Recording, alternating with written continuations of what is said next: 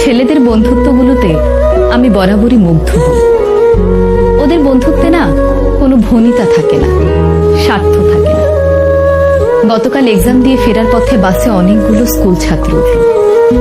দেখলাম ওরা একজন আরেকজনের ভাড়া দিয়ে দিচ্ছে, একজন আরেকজনের ব্যাগ ক্যারি করছে।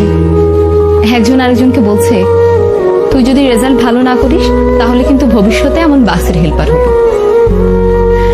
আরেকজন বলছে, আর তুই পানের দোকানদার হবি। ওদের এই খুনসুটিগুলো দেখতে আমার বেশ ভালো লাগছে।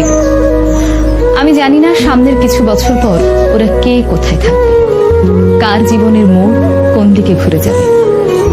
তখন হয়তো এদের মধ্যে কারো কারো বন্ধুত্ব ভেঙে যাবে, আবার কারো বন্ধুত্ব অটুট থাকবে আজীবন। তবে ওদের এখনকার যে বন্ডিংটা, এটা দেখে আমার খুব ভালো লাগলো। ওরাও হয়তো একটা সময় পর এই সময়টাকে অনেক মিস করবে। তবে যে যাই বলুক না কেন, ছেলেদের বন্ধুত্বগুলো অদ্ভুত রকমের সুন্দর।